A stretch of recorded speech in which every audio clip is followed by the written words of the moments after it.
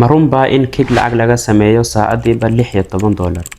Platform-kan wuxuu soo shaabaxay Oktoobar sanadii 2022.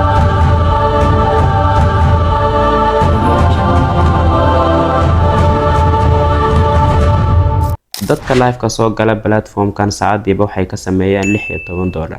shuruudaha lacagta laga sameeyo platform-kan waa uu ka fudud yahay platformyada kale sida Twitch, YouTube iyo kuwa kale. kaliya waxaad u baahan tahay inaad 5 saacadood live aad soo gashid, sidoo kale aad haysatid 75 followers. haddii aad maalintii 4 saacadood aad live aadid, marka la isku geeyo 30 maalmood waxaa kuu soo baxaya 120 hours. haddii aad ku dhufato 120 saacadood $16, waxaa ka sameyn kartaa $1920. Kik Mobile ma laga isticmaali karaa? Hore waxaan u soo sameeyay muuqaal ka hadlaya sida Kik Live loo soo galo adoo adeegsanaya taleefankaaga. soo daawo next muuqaalkan imaw. inta aadan Kik lacag ka sameyn waxaad u baahan tahay inaad samaysatid account. Step-ka labaad aad u baahan tahay waxaa weeye security verification code inaad martid si aad u hesho verify account. Next waxaad u baahan tahay account-kaaga inay ku xiran yihiin ku dhawaad 20 subscribers. iyo 30 maalin ugu dambeeyay live aad soo gashay 75 viewers inaad haysatid. iyo saacadaha aad live-ka ahayd gaaraya marka la isku geeyo 30 saacadood. sidoo kale inaad 12 maalmood aad ku jirtid live-kan iyo inaad heshay 300 viewers inta aad live-ka ahayd.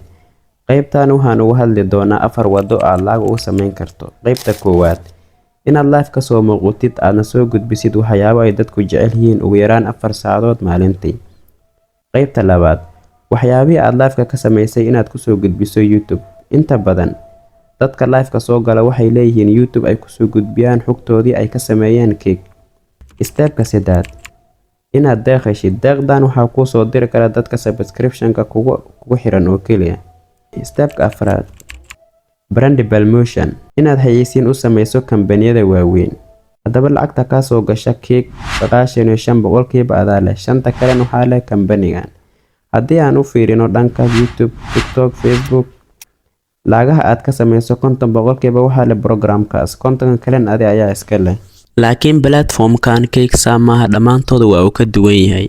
waxaad ogaataa wax walba oo lacag laga sameeyo waxay u baahan yihiin joogteyn iyo inaad waqti geliso. sideen ku gaari karaa followers badan? soo gudbi wax ku gaaro aad khibrad u leedahay.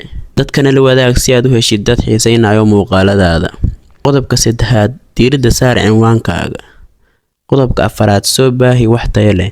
haddii aad nala soo gaartay halkan, fadlan nagu soo bir, like saar muuqaalka, subscribe-na hanaga ilaawin. mahadsanid.